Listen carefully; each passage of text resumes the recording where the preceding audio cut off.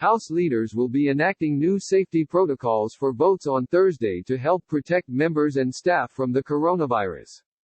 Members will have to vote in at least 8 time slots based on alphabetical order in groups of about 60 at a time and are being asked to exit the chamber immediately after voting. The protocols were set out in a memo to lawmakers on Wednesday from Paul Irving, the Sergeant-at-Arms, and Brian Monahan, the Capitol's attending physician. They are intended to reduce the number of lawmakers voting at one time. The memo also advises members to only be in the chamber during floor debate when they are scheduled to speak and remain in their offices as much as possible. Please note that throughout voting, we will monitor the number of members on the floor to ensure we maintain safe social distancing, Irving and Monahan wrote. Members will be notified with sufficient time to travel safely to the chamber to vote. Lawmakers were also advised to wear face coverings when it may not be possible to maintain the minimum 6-foot separation distance.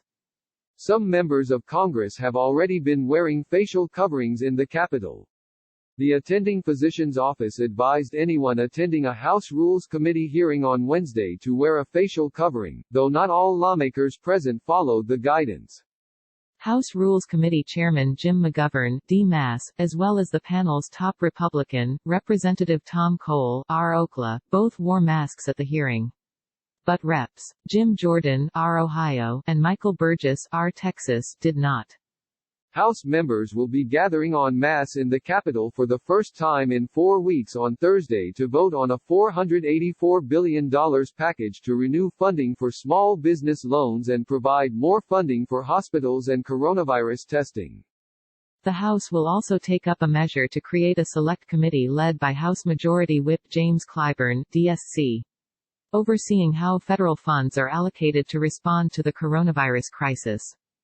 The Senate passed the relief package by voice vote on Tuesday with only a handful of senators on hand. The votes slated for Thursday are likely to take hours given the safety precautions. House Majority Leader Steny Hoyer's DMD office sent guidance estimating that the first vote, expected to start around 1:30 p.m., would take about an hour and 20 minutes. The House will then go into a 30-minute recess before starting the next roll call vote to allow time for staff to disinfect the chamber. The House previously adopted some new safety measures during the March 27 session to pass the $2.2 trillion relief package that created the Small Business Loan Program.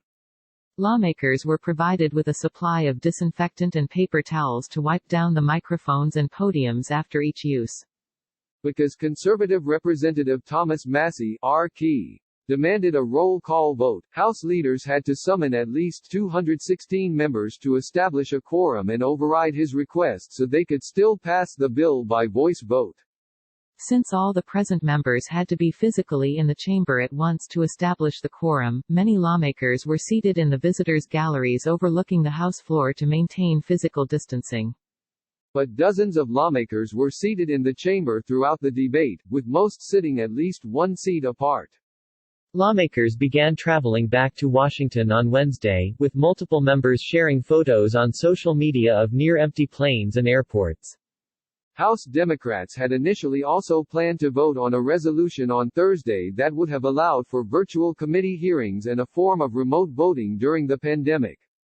The proposal would have allowed proxy voting, in which absent members could authorize members physically present in the House chamber to vote on their behalf. But Speaker Nancy Pelosi, D. Califf, ultimately scrapped the plan on Wednesday amid opposition from Republicans who argue that members of Congress should still show up to the Capitol to vote in person during the pandemic. A bipartisan group has instead been tasked to study how to revive House operations. Legislatures across the country and the world have adapted their practices to adhere to public health guidelines during the pandemic.